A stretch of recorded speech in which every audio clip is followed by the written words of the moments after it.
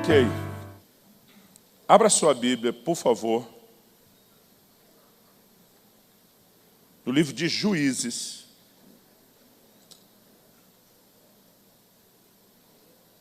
No capítulo 15.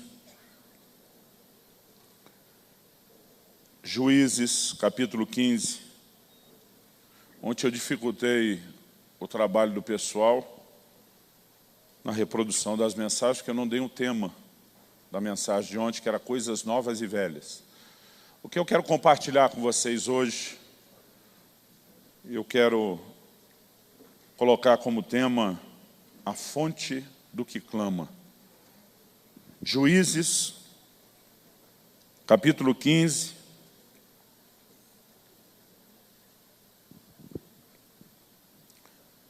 Nós vamos ler a partir do versículo 9. O trecho é um pouquinho longo, nós vamos ler até o 19, que é um episódio da vida de Sansão.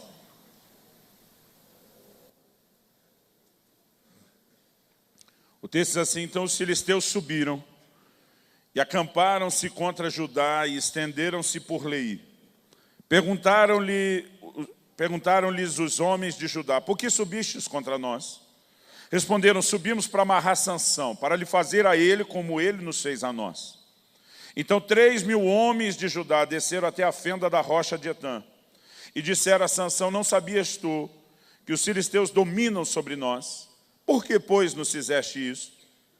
Ele lhes respondeu: assim como me fizeram a mim, eu lhes fiz a eles. Descemos, replicaram eles, para te amarrar, para te entregar nas mãos dos filisteus.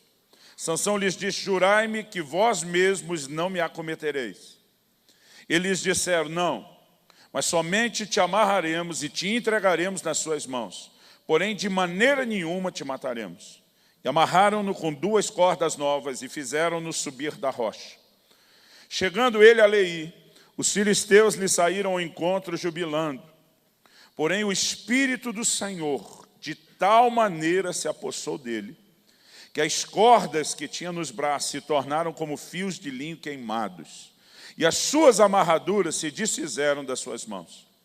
Achou uma queixada de jumento ainda fresca à mão, e tomou-a e feriu com ela 1.000 homens. E disse: com uma queixada de jumento, um montão, outro montão. Com uma queixada de jumento, feri 1.000 homens. Tendo ele acabado de falar, lançou da sua mão a queixada, e chamou-se aquele lugar Ramate-Leí. Sentindo grande sede, clamou ao Senhor e disse: por intermédio do teu servo deste essa grande salvação. Morrerei eu agora de sede e cairei nas mãos desses incircuncisos? Então o Senhor fendeu a cavidade que estava em Leí, e dela saiu água. E tendo Sansão bebido, recobrou alento e reviveu. Você pode repetir essa frase comigo? Diga: recobrou alento e reviveu. Mais uma vez: recobrou alento e reviveu. Daí chamar-se aquele lugar Enacoré até o dia de hoje. Ou, outras versões já traduzem a expressão Enacoré ou Enacore, dependendo do que você usa, que significa a fonte do que clama. E é justamente esse nome que Sansão deu àquele lugar, é justamente essa frase, essa afirmação, que talvez seja o grande resumo dessa história, né? Que Sansão, ao reconhecer aquele lugar, dizendo: há uma fonte para aquele que clama, é isso que eu quero tomar, né, como o tema e o trilho da mensagem. Eu descobri desde muito cedo que nós temos à nossa disposição recursos sobrenaturais para a obra do ministério, através da unção do Espírito Santo de Deus. E todos nós podemos esperar, querido, que o Espírito Santo venha sobre nós e nos leve a fazer coisas que nós jamais poderíamos fazer de nós mesmos. Sansão, ele experimenta isso. Sansão não era aquele camarada forte. Eu, quando criança, quando lia a Bíblia, imaginava ele um cara enorme, um guarda-roupa, né, todo musculoso. Sansão não era um cara com porte físico diferente dos outros. Aliás, quando as pessoas perguntam qual é o segredo da sua força, é evidente que o segredo não era o tamanho dele, senão não precisaria perguntar. Somente quando o Espírito do Senhor vinha sobre ele, é que ele manifestava aquela força descomunal. Mas quando alguém olhava para ele, era uma pessoa com um porte físico como outro qualquer. No entanto, quando o Espírito do Senhor vem sobre ele, essas cordas novas, que diz que usaram para amarrá-lo, a Bíblia diz, elas se tornaram como nada, como fio de linho queimado. E ele não só pode arrebentar as cordas que o prendem, mas ele improvisa uma arma, passa a mão numa queixada. E a Bíblia diz que ele matou, empilhou e contou 1000 homens. E acredito que só não matou mais, irmão, porque o resto deve ter corrido que nem doido. Eu, pelo menos, se estivesse no time do lado de lá, ia correr que nem doido, ia ser dos primeiros. Eu fico tentando imaginar essa cena. Se a gente conseguisse uma produção cinematográfica, né, daquelas misturando o brilhantismo do Spielberg lá atrás com a violência dos 300, por exemplo. Imagino que coisa louca seria Sansão batendo, derrubando, empilhando. É um negócio que só de imaginar, na minha mente já assustador. A Bíblia diz que 3.000 homens de Judá vieram até Sansão negociar a rendição. Para 3.000, irmão, vir negociar a rendição e não querer lutar, você pode ter certeza que tinha muito mais filisteu do que os 3.000 de Judá. Então, eu acredito que só não morreu mais porque a turma deve ter corrido mesmo. Agora, depois dessa vitória sobre o inimigo, e você deve se lembrar que o propósito que Deus sinaliza para a vida de Sansão, que era o seu destino profético, era livrar Israel das mãos dos filisteus. Então, a unção, querido, ela normalmente vem, flui sobre nós para que a gente possa cumprir o propósito para o qual nós somos chamados. Ela nos capacita, ela nos dá a condição de fluir debaixo de um poder sobrenatural de realização que nós jamais teríamos se não fosse a unção. Mas algo que eu tenho descoberto a respeito da unção, desde bem novo, é que depois que a unção se manifesta de forma sobrenatural através de nós, muitas vezes nos levando a esses feitos e conquistas que seriam impossíveis a gente realizar de outra forma. Eu descubro, querido, que existe um nível de desgaste que nós podemos experimentar, que também é diferenciado. Porque a força que levou Sansão a matar, empilhar e contar aqueles filisteus da forma como ele foi fazendo, não era dele. No entanto, o corpo usado para manifestar aquela força era dele. A força não era, mas o corpo era dele. E quando a unção se retira de Sansão, ele está num nível de desgaste que ele diz para Deus, eu vou morrer de sede. A gente usa a expressão, estou morrendo de sede, quando não está morrendo de verdade. Um dia desse eu falei, estou morrendo de sede. Meu filho me abraçou e falou, pai, não quer dizer que você vai morrer de verdade, né? Eu falei, não, filho, é uma força de expressão. Mas Sansão, quando ele diz, eu vou morrer de sede, ele estava falando sério. Porque foi um nível de desgaste tão grande para o seu corpo, que no momento em que aquela força deixa de se manifestar através dele, o desgaste se instalou em toda a estrutura do corpo, do organismo dele, que foi usado com a força sobrenatural. E eu olho para essa figura, e eu creio que é sempre importante reconhecer, querido, que existe um misto no exercício do ministério, da capacitação de Deus, da força de Deus, e sempre de algum nível de esforço da nossa parte. Eu, particularmente, não consigo dizer que a coisa poderia ser só no nosso esforço, mas, por outro lado, eu também não ousaria dizer que não requer de nós algum nível de esforço. Em Colossenses, no capítulo 1, no versículo 29, o apóstolo Paulo diz assim, para isso é que eu também me afadigo, esforçando-me o mais possível, segundo a sua eficácia que opera eficientemente em mim. Paulo, quando ele usa essa expressão, eu me afadigo, a palavra que ele está usando aqui fala sobre ficar cansado, exausto, né? Sobre trabalhar com empenho exaustivo. É você chegar não só a um lugar onde você descansou, mas você descansou tudo que dava para cansar. Agora, apesar de Paulo dizer, eu me afadigo, eu me esforço o máximo, ele também fala da sua eficácia ou do seu poder. E a palavra traduzida como eficácia no original grego é a palavra energeia, a raiz de energia. Então ele diz, eu me esforço o máximo, mas há uma energia, há um poder. Ele, além de usar essa palavra energeia, logo a seguir ele usa aí o verbo que é quase a redundância. Quando ele diz que opera eficientemente em mim, ele usa energeu. Então ele está dizendo, eu me esforço e ao mesmo tempo tem o poder de Deus atuando em mim. Agora, o meu cansaço, que ele não é só da minha parte de esforço, é também do como aquele energeu, aquela energia de Deus se manifestou em mim e o saldo que isso fica depois. O que me tem feito reconhecer, querido, que depois de toda conquista, eu e você vamos experimentar o que eu quero definir como uma ressaca ministerial. Eu sei que a palavra ressaca na cabeça de alguns, principalmente quem teve um passado de inclinação à bebida, né? Ele imagina só quem bebeu demais. Mas essa expressão ressaca, ela é usada, querido, para todo nível de desgaste ou resultado de qualquer exagero. Alguém que abusou nos exercícios na academia, por exemplo, ele no dia seguinte está com a ressaca muscular. Dependendo a mudança da maré e do clima, a gente vai dizer que o mar está de ressaca. E eu gosto de dizer que a alma, e quem bebeu demais também vai ficar de ressaca, o corpo sente. Mas a ressaca é o repuxo que vem depois. E eu gosto de dizer que há uma ressaca ministerial, mesmo para aqueles que estão se movendo debaixo de grande unção. O que acontece com Elias, nós mencionamos ontem, depois de fazer descer fogo do céu no Carmelo, depois de ter uma das vitórias mais esmagadoras contra o inimigo, um dos cenários de avivamento mais extraordinários. Você vê um camarada que daqui a pouco está dentro da caverna com a bola murcha.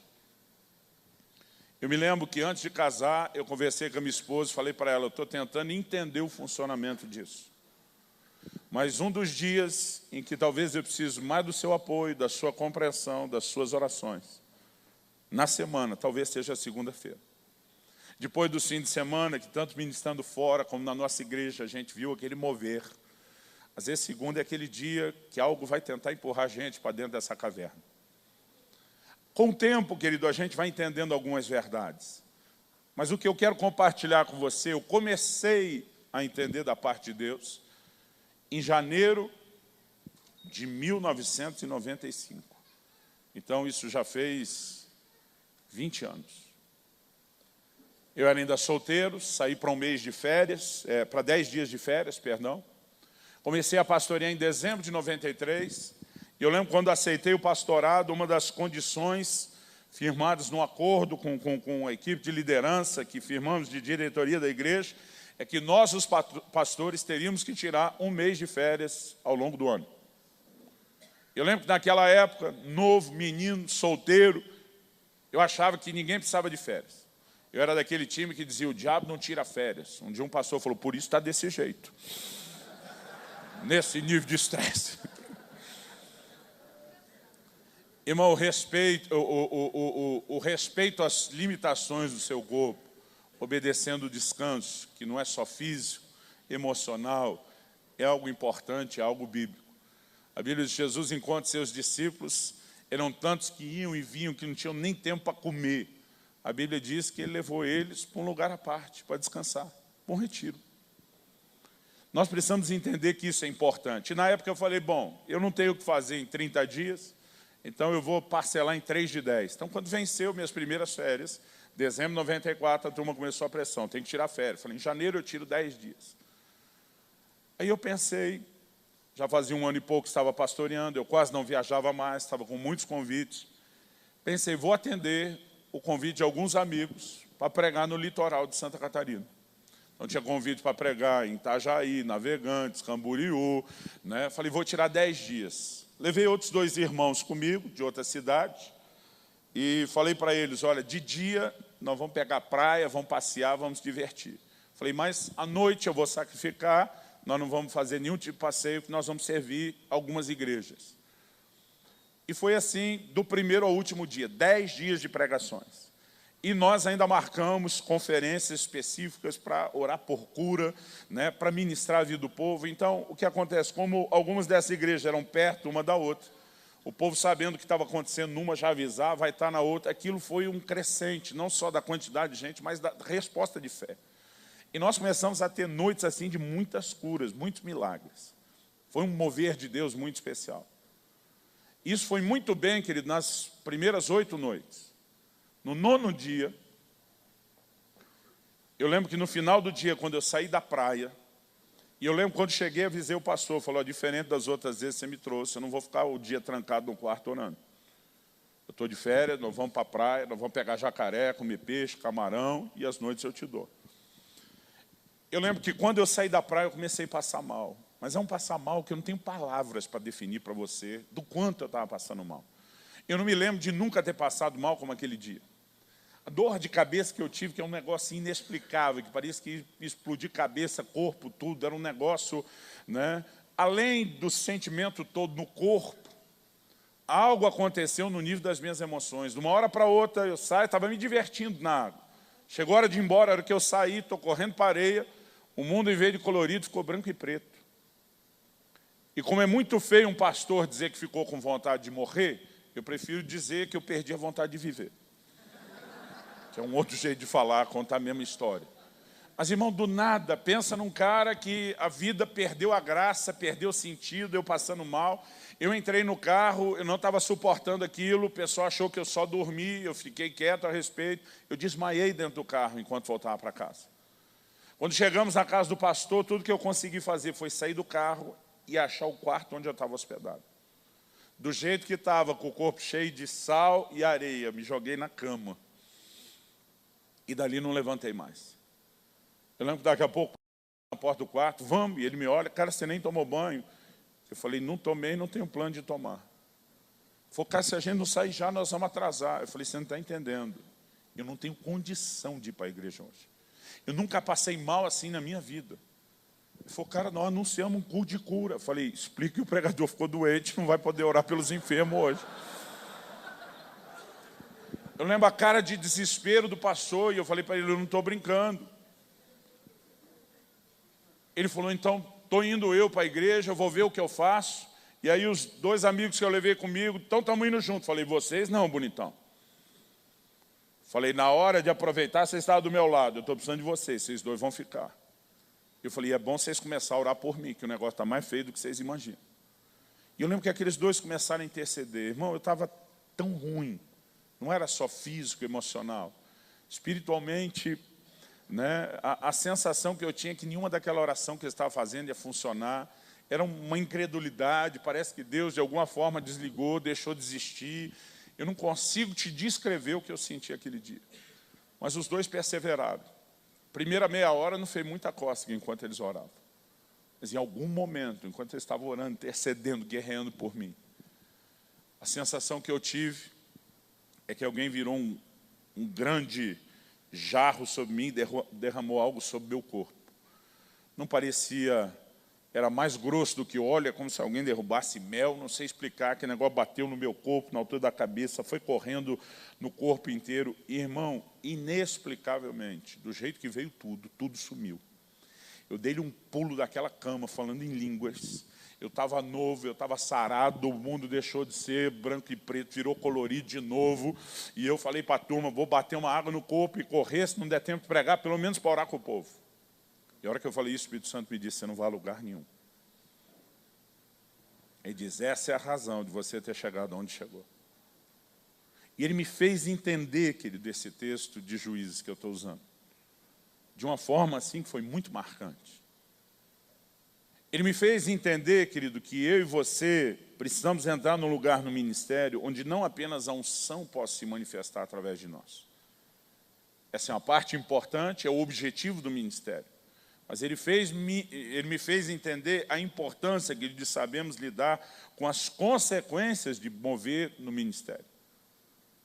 Quando aparece o repuxo depois, o Senhor me diz, nesses dias, enquanto você está se divertindo durante o dia, ministrando durante a noite, e eu pude operar milagres através de você, te usar de uma forma impressionante, há um nível de desgaste acontecendo, que ele não é só natural, ele é espiritual. E Deus me disse, o que você enfrentou hoje foi ter chegado ao limite que esse desgaste pode produzir. No seu corpo, nas suas emoções e até na sua vida espiritual. E ele me fez entender o que acontece com Sansão. E quando Sansão está lá dizendo, eu vou morrer, uma sensação que eu tinha que aquele dia eu ia morrer, que eu não ia passar daquele dia. Mas Sansão, ele ora e ele diz, Deus, não me deixa morrer. Eu estou com a sede, com um nível de desgaste, não me deixa morrer. Enquanto ele está orando, a Bíblia diz que Deus abriu o quê? Uma fonte. Fala para alguém ao seu lado, fala, Deus tem uma fonte. Para que você não viva na exaustão. E Sansão chamou essa fonte a fonte do que clama. Porque a fonte só abre, querido, para quem clama. Essa fonte só é ativada na vida de quem ora. Toda a relação da figura da fonte na Bíblia aponta numa direção. Jesus diz, quem crê em mim, do seu interior fluirão rios de água viva. A Bíblia diz isso, falou ele a respeito do Espírito Santo, que haveriam de receber os que nele crescem. Quando a gente fala da unção do Espírito, querido, nós nunca podemos limitar o entendimento da unção como se houvesse uma coisa só. Há pelo menos 2 níveis distintos de unção na Bíblia. E para mim isso é muito claro. Um deles é quando a Bíblia fala do Espírito sobre, a unção sobre nós. Sempre que a Bíblia fala desse nível de unção, a unção nos leva a fazer algo para Deus. Jesus, citando o profeta Isaías, diz, o Espírito do Senhor está sobre mim, porque me ungiu para pregar, anunciar, curar, libertar. O Espírito sobre nós nos leva a fazer algo para Deus. Mas esse tipo de atividade também nos leva a um lugar de desgaste. Agora, existe um outro tipo de unção. João disse, vós tendes a unção do santo e ela permanece em vós, dentro de vós. Diferente da unção externa, essa unção interna, ela não nos leva a fazer algo para Deus. Quando o foco é unção interna, é Deus que faz algo por nós. João diz, e não tendes necessidade de que ninguém vos ensine coisa alguma, porque a unção do santo que está em vós é verdadeira, ela vos ensina todas as coisas. Quando o foco é unção interna, ela ministra você. É Deus fazendo por você, não é Deus te levando a fazer algo por Ele. E toda pessoa que é levada por Deus a fazer algo por Ele, precisa ser ministrado por Ele depois, porque senão não vai aguentar o repuxo. Essa ressaca ministerial, nós citamos Sansão, citamos Elias, mas querido, a gente pode falar da gente, podemos falar de mim e de você. Muitos de nós já passamos momentos no ministério, onde você fica se perguntando, pô, depois de tudo que Deus fez, por que é que eu estou desse jeito? Às vezes eu pensava, será que eu sou ingrato? Cadê minha alegria? Cadê minha empolgação? Mas a verdade, querido, que há um lugar onde eu e você precisamos encontrar força e alento. E eu creio que a única forma de ativar essa fonte é por meio da oração. É por isso que Sansão chama a fonte do que clama. O que me faz entender que se ele não tivesse clamado, querido, a fonte não teria sido ativada. Não faz sentido. Ele não deu só o tema, a fonte do sedento, como se fosse a sede dele que tivesse ativado a fonte.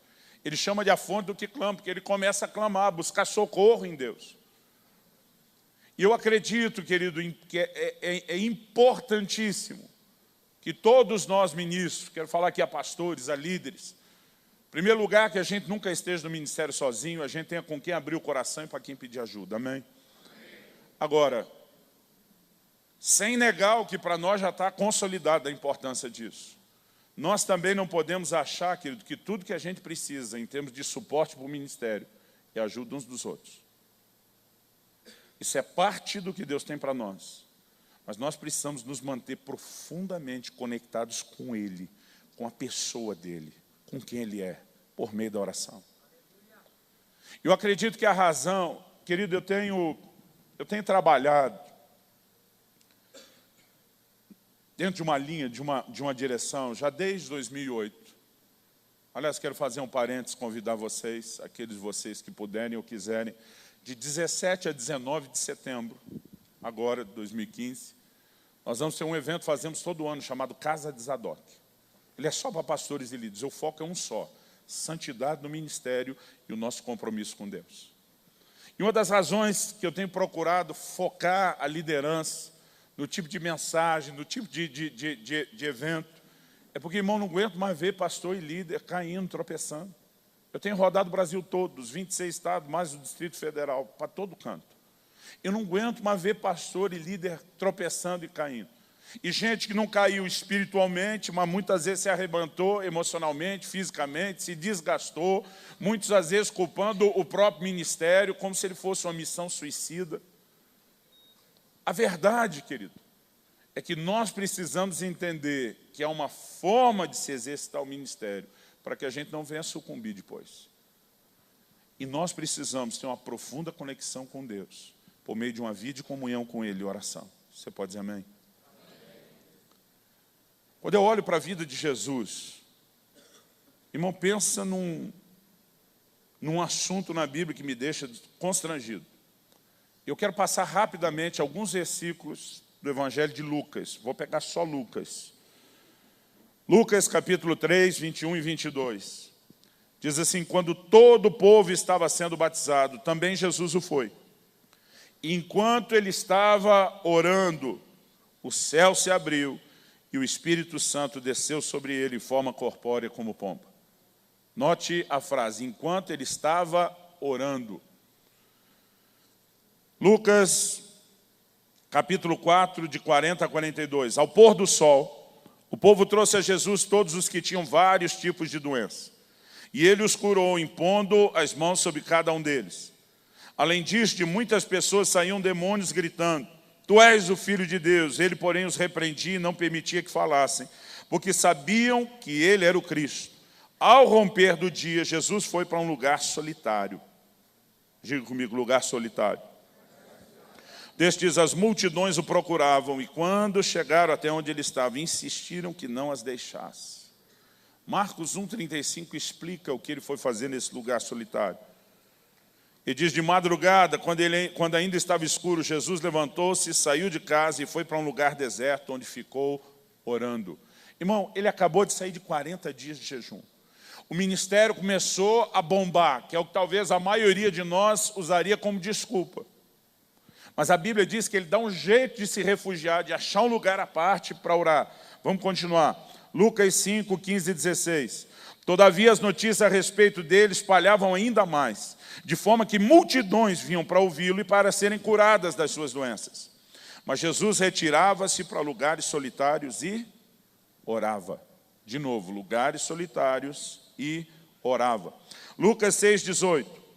Num daqueles dias, Jesus saiu para o monte a fim de orar e passou a noite orando a Deus. Não responda em voz alta, só para você mesmo. Qual foi a última vez que você gastou a noite orando a Deus?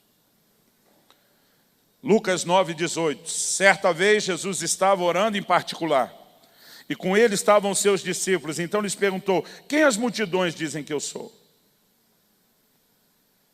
que ele estava fazendo? Orando em particular. Lucas 9 ainda, versículo 28 e 29. Aproximadamente 8 dias depois de dizer essas coisas, então já passou uma semana, Jesus tomou consigo a Pedro, João e Tiago e subiu ao monte para orar. Enquanto orava, a aparência de seu rosto se transformou e suas roupas ficaram alvas e resplandecentes como o brilho de um relâmpago. Lucas 11, 1. Certo dia, Jesus estava orando em determinado lugar. Tendo terminado, um dos seus discípulos lhe disse: Senhor, ensina-nos a orar, como João ensinou aos discípulos dele. Lucas 22, 40 e 41. Chegando ao lugar, ele lhes disse: orem para que vocês não caiam em tentação. E se afastou deles a uma pequena distância, ajoelhou-se e começou a orar. Irmão, essa quantidade de versículos falando da vida e oração de Jesus não é informativa. Com alguns deles a gente já saberia que Jesus ora. Com essa quantidade de versículos que nós estamos pegando só no livro de Lucas, a Bíblia não quer que a gente apenas saiba que Jesus orava, mas a Bíblia quer que a gente saiba que ele orava muito. Agora a pergunta básica para mim e para você essa manhã: se Jesus, que era Jesus, o Filho de Deus, sem pecado, precisava de oração para o ministério dele, a perguntinha é: e nós? Se Jesus, que era Jesus, querido, precisou jejuar, precisou se separar da multidão muitas vezes para ter um tempo a sós com Deus. A pergunta é, e nós? Por que a gente acha que pode exercer o ministério sem aquilo que Ele priorizou tanto? Eu percebo, querido, o quanto isso é uma mentalidade errada para muitos de nós, na igreja como um todo. Eu creio que nós mesmos, a própria liderança, acabamos de uma forma ou outra sendo cúmplice dessa ideia errada. No início do meu ministério pastoral, eu me lembro de um dia em que eu falei para a nossa secretária na igreja, eu falei, olha, não vou passar o dia de plantão aqui esperando alguém aparecer, não. Eu estou precisando de um tempo com Deus, de oração, estou indo para casa. Naquela época, a gente não tinha o celular ainda. Então, eu falei para ela, se houver alguma necessidade de você precisar de mim, você vai ligar em casa, tocar o telefone até deixar cair. Vai ligar a segunda, vai ligar a terceira e vai ligar a quarta. Nas 3 primeiras eu não atendo. Mas se ele chamar 4 vezes seguido, o que dificilmente alguém insistiria, é o nosso código para que eu te atenda. Senão, não vou parar de orar para atender o telefone. E estou lá, com um tempo maravilhoso de oração com Deus, daqui a pouco o telefone toca, toca, toca, até cair. Segunda vez, toca, toca, toca, até cair a ligação. Terceira vez, toca, toca, toca. Quando começou a quarta, pensei, só pode ser ela, passei a mão no telefone e atendi. Quando atendi, não era ela, era só um irmão persistente. Alô? Ô, pastor, que bom que eu te achei. Ele me pergunta, o que é que você está fazendo? Falei, estou orando. Ele falou, já que não está fazendo nada, pode fazer uma visita comigo?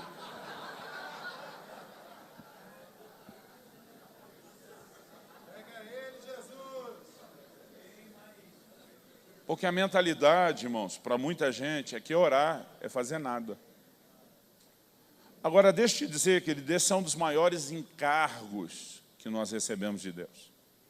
Quando Jetro chega para Moisés, e a gente usa o conselho de Jetro como a espinha dorsal da visão celular, que é terceirizar o ministério, delegar as funções de cuidado e acompanhamento do povo. Mas o que é que Jetro propõe para Moisés? Não é só levantar chefe de 10, de 50, de 100, de 1000. Ele diz, você vai fazer isso porque você não pode gastar todo o seu tempo atendendo o povo o dia todo. Então, ao passar parte dessa atividade, você vai ter tempo para fazer 2 coisas essenciais para um ministro. Ele diz, em primeiro, você tem que ensinar eles, para que eles tenham resposta antes mesmo de surgir as questões. Se você ensina a lei de Deus, então, em vez de cada hora que surge algo, eles vêm precisar de um aconselhamento, de alguém julgando, eles, pelo próprio entendimento da palavra, eles já podem tomar decisões na vida deles. Mas ele diz, você não vai só ensinar a palavra. Ele diz, você vai representar o povo perante Deus. Você tem que ser o maior intercessor deles, independente de te procurarem pedindo ajuda ou não. Agora, irmão, isso não é algo isolado do Velho Testamento. Em Atos, no capítulo 6, quando eles começam a colocar o ministério na mão do povo, levanta diáconos, começam a terceirizar o ministério, vamos dizer assim. Qual o argumento que é usado? Os apóstolos disseram assim, nós não podemos abandonar a palavra de Deus para servir às mesas. Ele diz, nós perseveraremos na oração e no ministério da palavra. Ele diz, a única razão pela qual nós vamos delegar serviço e envolver todo mundo é porque o nosso tempo não pode ser consumido somente fazendo, somente trabalhando. E tem muita gente, irmão, que tem um alto nível de produtividade, no sentido do empenho, do horário, do atendimento, de fazer acontecer, mas que deixa eu te dizer algo. Nós precisamos entender que o tempo que nós gastamos com a palavra e com a oração é parte principal daquilo que Deus nos chamou a fazer. Ontem eu citei o texto, definição de Jesus. E Jesus estava falando de escribas, querido, alguns deles nem conseguiram acreditar nele, mas em linhas gerais o que Jesus disse? Que o escriba era um cara versado no reino de Deus, porque gastava muito tempo com a palavra. Instruído nas questões do reino. Se nós não gastamos tempo com a palavra, primeiro comendo dela, Depois nós nem entendemos direito o que fazer, nem a forma correta de como tocar o povo. Se nós queremos ser ministros eficazes, não adianta apenas ter a visão celular e devolver o ministério na mão do povo. A gente precisa, ao fazer isso, separar tempo para estar com Deus, em oração e na palavra. Quem está entendendo, diga amém. Agora, irmão, essa é a parte do ministério, principalmente a oração, que ela normalmente não aparece. Eu quero chamar a sua atenção para algo. Em Ezequiel, no capítulo 44, e aqui nós já vamos terminar. Ezequiel, capítulo 44. Eu mencionei que nós começamos esse evento do caso Zadok, e o gancho que eu ia usar era esse. Desde então eu comecei a estudar essa linhagem do sacerdote Zadok, que Deus chama dos sacerdotes santificados. E eu tenho descoberto e aprendido muita coisa com eles. Uma delas, em Ezequiel 44. Abre lá comigo a partir do versículo 10. O texto diz assim: os levitas, porém, que se apartaram para longe de mim quando Israel andava errado, que andavam transviados, desviados de mim para irem atrás dos seus ídolos, bem levarão sobre si a sua iniquidade. A NVI interpretou, não só traduziu essa frase, quando diz, sofrerão as consequências da sua iniquidade. Deus não está dizendo que o pecado não foi perdoado, mas ele diz, haverá consequências. Então ele diz, 11, contudo, eles servirão no meu santuário, como guardas nas portas do templo e ministros dele. Eles imolarão o holocausto e o sacrifício para o povo, e estarão perante este para lhe servir. Porque lhe ministraram diante dos seus ídolos e serviram a casa de Israel de tropeço e de maldade. Por isso, levantando a mão, jurei a respeito deles, diz o Senhor Deus, que eles levarão sobre si a sua iniquidade. 13 e 14. Não se chegarão a mim para me servirem no sacerdócio. Basicamente, Deus está dizendo, eu rebaixei eles de sacerdotes a meros levitas, sem desfazer o trabalho dos levitas. Para eles que viveram a dimensão do sacerdócio, eles estavam agora sendo rebaixados. Deus diz, não se chegarão a mim para me servirem no sacerdócio, nem se chegarão a nenhuma de todas as minhas coisas sagradas que são santíssimas, mas levarão sobre si a sua vergonha, as suas abominações que cometeram. Contudo, apesar disso, entretanto, eu os encarregarei da guarda do templo, de todo o serviço e de tudo que se fizer nele. Então Deus está falando de uma classe sacerdotal que pecou, que agora seria limitado o nível do seu trabalho. Mas sabe o que Deus diz? Eles estarão perante o povo para lhe servir. Deus diz, no entanto, eles não vão poder fazer todas as funções do sacerdócio. Agora, olha o contraste, 15.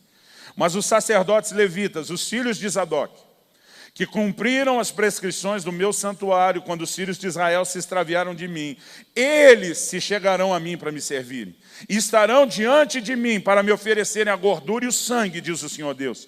Eles entrarão no meu santuário, se chegarão à minha mesa para me servirem, e cumprirão as minhas prescrições. Deus diz, esse grupo sim que me levou a sério eu vou honrar. Agora vamos pensar junto. Deus diz, o primeiro está perdoado, mas vai sofrer a consequência. Então eles podem servir e ministrar a casa e o povo, mas não vão estar diante de mim. Deus diz, esse que me honrou sim, vai ter o privilégio de ministrar diante de mim. Sabe o que Deus está dizendo? Que a maior honra, o maior nível de honra que Deus pode dar a um ministro, é o ministro estar diante dele para ministrar a ele. Mas a maioria de nós acha que servir a casa e as pessoas é o que há. A maioria de nós foca e talvez gasta mais tempo para estar naquele lugar que Deus disse aqui, os que eu dei uma rebaixada vão ficar só nesse nível. Deus está dizendo, isso não se compara ao que é ministrar diante de mim. Mas quando eu e você, querido, passamos o dia todo, o tempo todo, a nossa agenda toda, só correndo para servir a casa e as pessoas, nós estamos agindo como se a maior honra fosse ministrar ao povo e não a Deus. Nós estamos na contramão da mentalidade de Deus. Todas as igrejas em célula no mundo que romperam, você pega desde o show, todas que cresceram, elas têm um ingrediente que é a tecla que o domingo está batendo, oração. E a oração, querido, eu não creio que é só as atividades de oração da igreja. Eu creio que todo mundo deve conhecer aquela pesquisa que o Joel Kominski fez, quebrando muitos mitos, de o que leva um líder de célula a multiplicar mais do que os outros.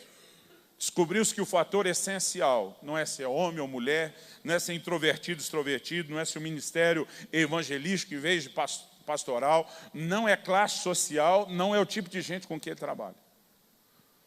Ingrediente principal é o tempo devocional que o líder tem com Deus. Porque, querido, quando eu e você começamos a entrar nesse lugar diante de Deus, eu li até o 16 de Ezequiel 44, deixa eu ler o 17 para você, o 18. E será que quando entrarem pelas portas do átrio interior, usarão vestes de linho, não se porá lã sobre eles, quando servirem nas portas do átrio interior dentro do templo. Tiaras de linho lhe estarão sobre a cabeça e calções de linho sobre as coxas. Não se cingirão a ponto de lhes vir suor. Deus está dizendo, quando o camarada entra no nível de ministrar diante de mim, os resultados não são gerados mais pelo esforço. Isso não tem nada a ver com você suar a camisa. Porque muitos de nós que estamos suando muito a camisa e batendo em ferro frio, sem ter o mesmo nível de resultado. Há um lugar em Deus. Irmão, faz 20 anos que eu estou apanhando desse princípio. Eu sou daqueles hiperativos, ligado no 220, no trifásico. Durante muito tempo, para mim, minha esposa me ouviu falar isso incontáveis vezes. Eu dizia, dormir é perda de tempo. E eu negligenciei algo importante, que é o descanso para o corpo, muitas vezes para trabalhar. Porque o ser humano, em geral, já é uma máquina de produtividade e realizações. Eu acho que quando botaram o chip dentro de mim, deve ter dado uma desprogramada e eu fiquei ainda mais animado. Irmão, se deixar, a gente só está metido em trabalho. E nós precisamos aprender a parar. Nós precisamos aprender a desacelerar e tirar momentos com Deus. Quando Jesus diz, entra no teu quarto, fecha a tua porta. Irmão, tem coisas que vão ser geradas quando eu e você estamos só diante dele, que não vão acontecer em nenhum outro lugar, em nenhum outro ambiente. Eu fiz a pergunta, quando lia que Jesus passou a noite em oração, qual foi a última noite que você virou em oração?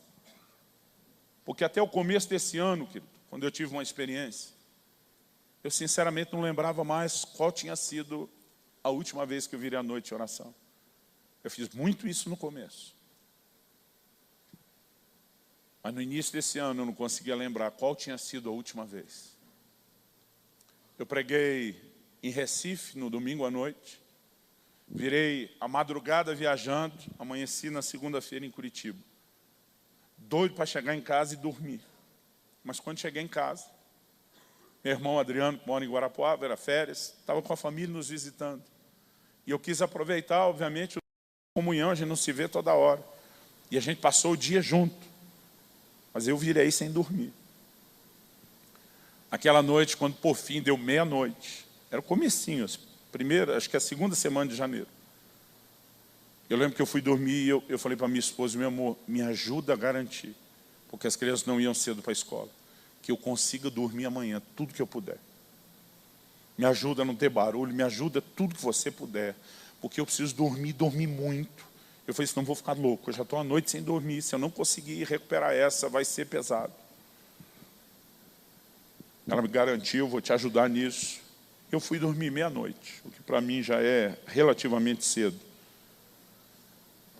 Quando era mais ou menos não, quando era exatamente 2 da manhã, eu acordei. Acordei, abri o olho, olhei para a janela ainda escuro. Pensei, eu não dormi 24 horas para estar escuro de novo. Aí peguei e olhei 2 horas. Quando eu vi que era 2 horas, só tinha dormido 2 horas. E eu não me lembro disso ter acontecido antes. E quando eu deito em embalo para valer, me deu um desespero. Eu falei, não, eu tenho que dormir. Aí, irmão, virar para um lado, virar para o outro. Eu tentei de tudo, irmão. Eu lembro quando meus filhos, às vezes, a gente botava para dormir e dizia, não estou com sono. Dizia, fica quietinho, filho, que o sono vem. Aí eu lembrava de eu falando isso, eu dizia para mim mesmo, fica quietinho. Mas, irmão, ele não vinha. Não vinha esse sono de jeito nenhum. Aí levantei, desci para a cozinha, tomei uma água, sentei no escritório. Falei, vou responder uns e-mails que essa tela do computador vai me dar sono. Irmão, respondi os e-mails, não deu sono. Falei, melhor parar. Subi, deitei, fica quietinho, nada. Vira para um lado, vira para o outro. Passei a mão no celular. Eu tenho um joguinho de números, sudoku. Pensa num negócio que a noite me dá sono, irmão. Que eu começo a fazer antes de dormir, daqui a pouco meus olhos estão virando. Fiz umas 3, 4 partidinhas daquela, não vinha o sono, fechei, fica quietinho. Daqui a pouco eu olho, 3 da manhã. Já fazia 1 hora que eu estava acordado. Aí me deu um desespero, eu falei, Deus, por favor, eu preciso de uma intervenção sua, eu tenho que dormir. Eu não posso não dormir, eu não entendo isso, já estou outra noite virada, eu deitei, eu me organizei, eu não consigo dormir.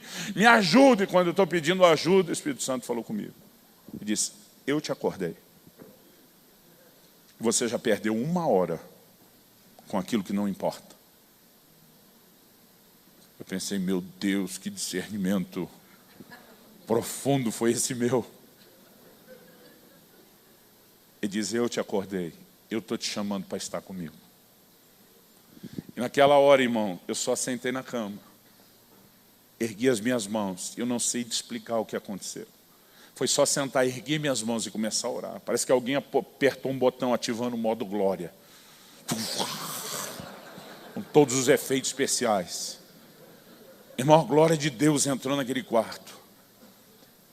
Eu não conseguia orar, eu mal conseguia falar em línguas, eu chorava, eu tentava me segurar, acordei minha esposa umas 3 vezes. O que está acontecendo? Está tudo bem, amor? Dorme, dorme. Você pode, dorme. Daqui a pouco eu vi que eu não ia conseguir deixá-la dormir. Eu levantei, entrei no banheiro, fechei a porta, sentei no chão.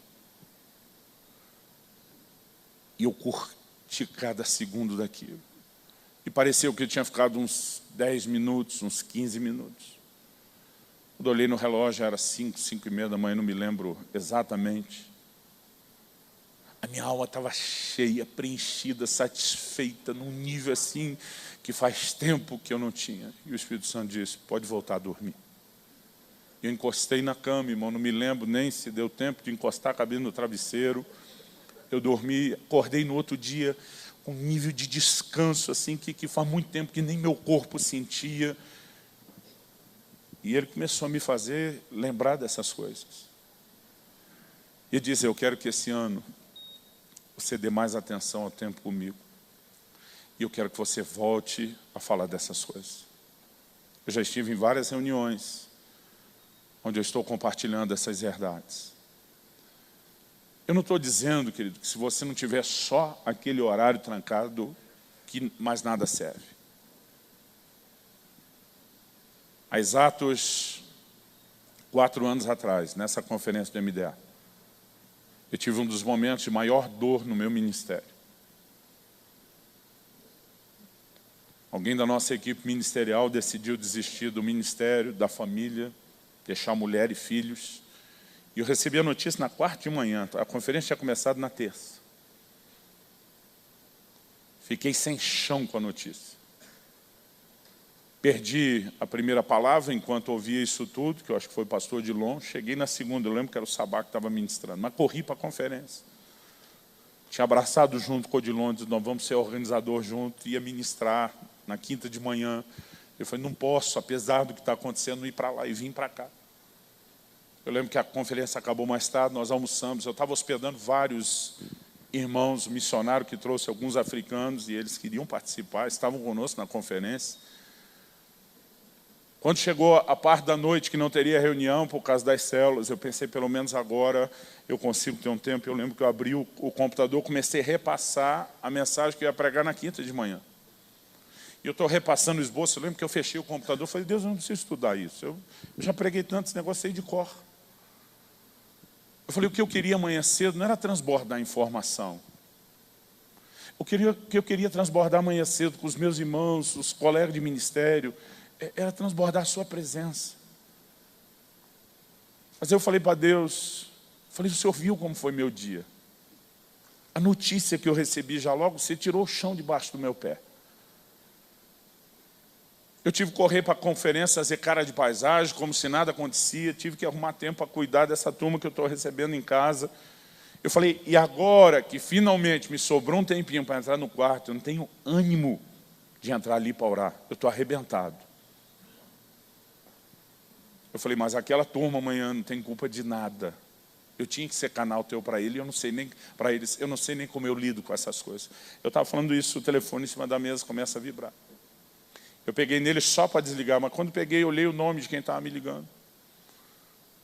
Um amigo nosso desses exageradamente profético, absurdamente profético. Pensei, desligo ou não desligo? Logo agora. Falei, vou pelo menos avisar o que é.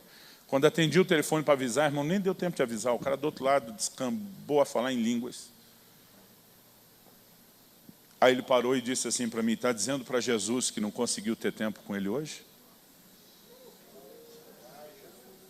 Aí ele disse assim, ele mandou te dizer que ele viu a notícia que você recebeu hoje pela manhã, que tirou o chão debaixo do seu pé. Ele viu o seu esforço de tentar aparentar nada acontecendo, de ser responsável com as coisas dele, com o trabalho dele, e como você engoliu a sua dor para continuar envolvido no que você está fazendo. Ele me disse que você ainda arrumou tempo à tarde para ser bom anfitrião e dar atenção para quem você está hospedando. E ele me mandou te dizer o seguinte, você até não se fechou no quarto, como você gostaria, mas você suspirou por ele o dia inteiro. E ele mandou te dizer que isso conta. E que amanhã cedo você não vai transbordar informação. A presença dele vai se manifestar. E antes que desse tempo de eu falar, ele desligou na minha cara. Eu olhei para o celular e falei, Deus existe. O Espírito Santo é de verdade. Sabe quando você tem aqueles momentos de bobeira, dizer, não é que tudo que a gente acredita é verdade. Um dia desse, estava conversando com o pastor Marcelo de Araçatuba. Ele diz, Luciano, você não faz ideia do que aquela conferência de agosto de 2011 marcou e mudou minha vida. Ele falou, cara, eu não sei o que aconteceu aquele dia. Eu falei, cá entre nós, nem eu. Eu já preguei muito aquela mensagem, mas que nem aquele dia eu não sei o que aconteceu. Há um lugar, querido, onde a gente não está só se esforçando para ser melhor, mas a gente está suspirando, ansiando, buscando por Ele. E eu não quero colocar carga, querido, só no tempo devocional. A gente tem que vestir nisso. Mas nós precisamos aprender, querido, estar conectados nele, com Ele, suspirando por Ele, desejando por Ele. Você entende o que eu estou dizendo? Eu não preciso explicar demais. Eu sinto muito forte de terminar essa manhã dizendo, eu preciso, querido, pelo meu perfil toda hora, examinar se eu só estou correndo muito ou se eu estou tendo tempo com Ele. Muitas vezes, assim como eu olhava para o dormir com perda de tempo, a sensação que eu tinha, que parar para comer a palavra, para estudar, para orar, enquanto tinha tanta necessidade, era quase como se eu estivesse me dando ao luxo de uma certa vagabundagem espiritual. E esse engano, querido, tem privado a muitos de nós de entrar num lugar mais profundo. Nós vamos continuar acreditando que o conselho de Jetro é a chave. Vamos descentralizar o ministério, vamos erguer a bandeira da visão celular, amém? Mas não dá para fazer isso, querido, sem outra parte do conselho. Que lá no Novo Testamento os apóstolos estão sustentando, nós vamos nos dedicar à palavra e oração. Não existe outro caminho para a gente realizar a obra do ministério. Se você olhar para Paulo, tanto que ele disse que ele orava pelos outros. E tem hora que eu fico pensando, irmão, se não faria bem para o meio e para o seu ministério o que fez para Paulo, ser preso de vez em quando. Alguns de nós precisamos de umas freadinhas. Mas eu acho que é bem mais fácil quando a gente corresponde voluntariamente ao Senhor. Confira esta outra linda pregação, que pode tocar seu coração e inspirar sua fé.